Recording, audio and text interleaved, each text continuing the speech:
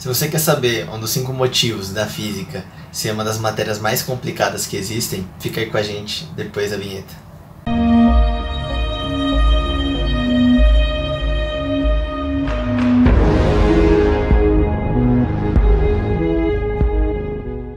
Bem-vindos ao 2 Físicos e um Vetor. Eu sou um físico. E eu sou o outro. E esse é o Vetor. Pessoal, já faz esse favor pra gente, deixa o like no vídeo e compartilha com os amigos. E lembrando que a mentoria vai fechar essa quinta-feira, porque vai ser a primeira live que a gente vai postar na mentoria e os vídeos apenas para os membros. E é isso. Então, sem mais delongas, vamos ao vídeo. O primeiro motivo que separamos é a matemática. Como assim a matemática, você me diz? Porque a matemática, o que ela tem a ver com a física? Vocês que estudam física sabem que tem tudo a ver com a física. É que nem o português. Quando você quer se expressar em português, você precisa entender a linguagem, que nem outras matérias. No caso da física, a linguagem que a gente se expressa, a linguagem que a gente se comunica é a matemática. Por meio da matemática a gente consegue fazer leis, escrever equações matemáticas que vão dizer como tal coisa está se comportando. Então, para qualquer movimento na física, por exemplo, um movimento simples, que na cinemática, quando o corpo está em movimento, retilíneo uniforme, a gente consegue por meio de retas traçar, colocar equações matemáticas simples, ou numa equação do segundo grau, quando o corpo está em queda livre ou fazendo um movimento, a gente consegue traçar uma parábola, e assim vai. Isso do mais simples ao mais complexo, quando, sei lá, em relatividade, a gente quer explicar porque o tempo se dilata, porque o espaço-tempo se dilata. A gente usa as transformações de Lorentz, que no caso são transformações matemáticas que a gente consegue mostrar porque isso acontece, até provar que uma coisa acontece por causa dessas equações matemáticas.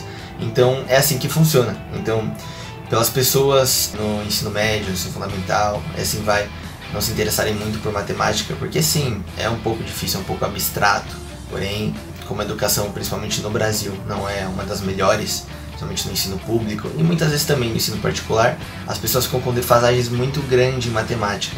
Com essas defasagens enormes em matemática, a população não consegue entender coisas simples como movimentos parabólicos, o mais simples possível mesmo, cinemática, coisas básicas.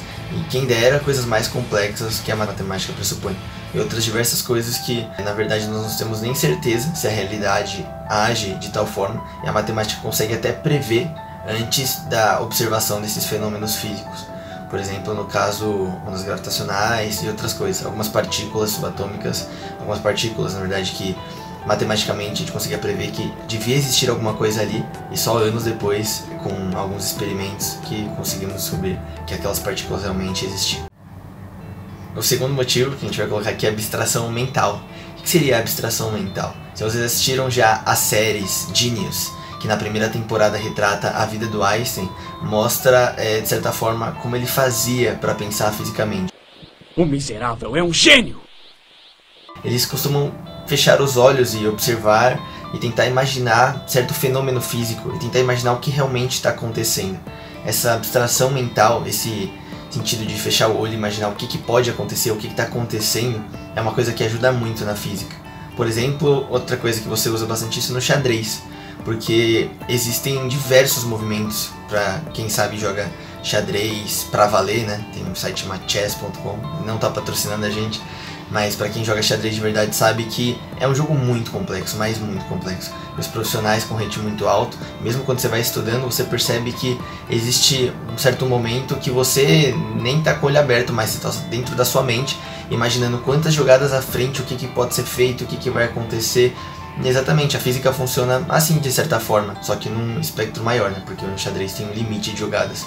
Tá, mais ou menos, é quase infinito, porém, o que a gente pode dizer sobre isso? Que realmente é muito complexo, e quando você aprende a fazer isso, talvez não precisa nem fechar o olho, mas realmente brisar sobre tal assunto, você consegue adquirir um conhecimento maior, uma visão maior sobre aquele tema. Isso é muito importante na física e para diversas coisas, eu acho, na vida.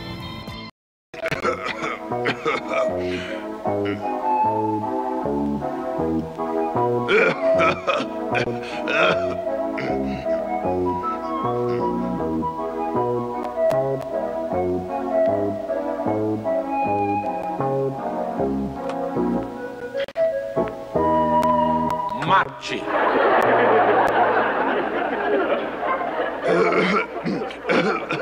O terceiro motivo nos remete ao nosso passado. Infelizmente, a maioria das pessoas não tem o privilégio de, sei lá, nascer numa família que tem um bom conhecimento científico. Principalmente se você nascer no Brasil. A maioria das famílias não tem muito interesse por ciência e por coisas novas, infelizmente.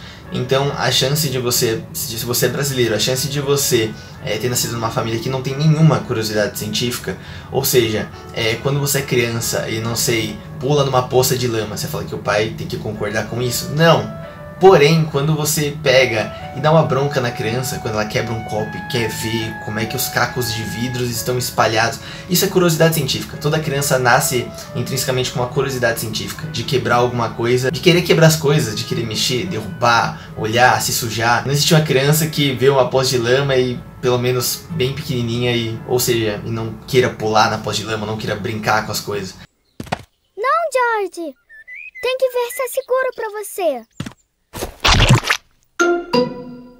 Ótimo, é seguro pra você.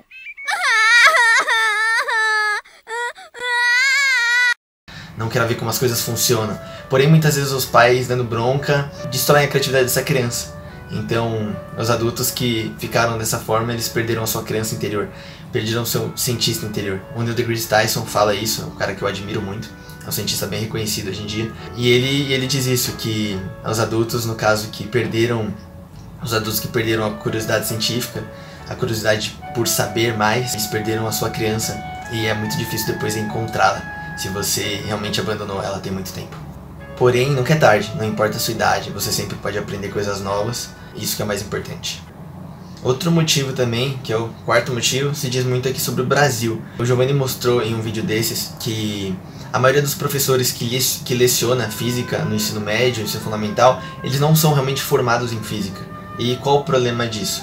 O problema é que muitos deles tiveram, sei lá, apenas matemática ou qualquer outras matérias, muitas vezes nem matemática, e aprenderam que física são apenas fórmulas, então é isso que eles passam para os alunos. Colocam equações matemáticas que significam tal coisa física, mas não explicam o que significa realmente, o que aquela equação matemática quer dizer, e desvenda aquilo, e deduz, e mostra de onde aquilo veio, porque essas equações geralmente não surgiram, né?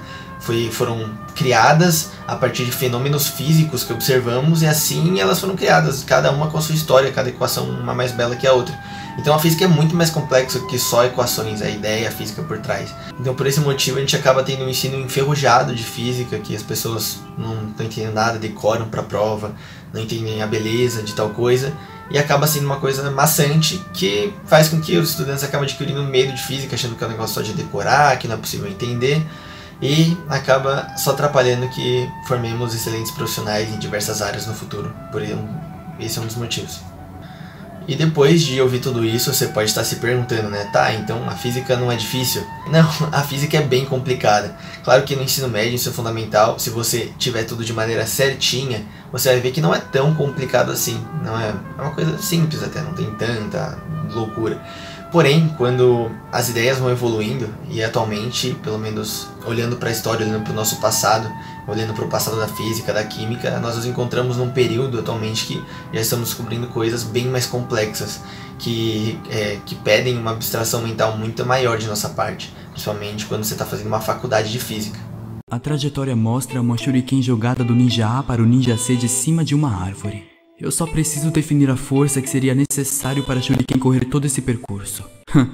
Isso é muito simples quando temos a informação que força é igual a massa vezes aceleração. Sendo assim, a massa de meio quilo da shuriken precisa ser multiplicada pelo meu Deus, eu não faço ideia de como fazer isso.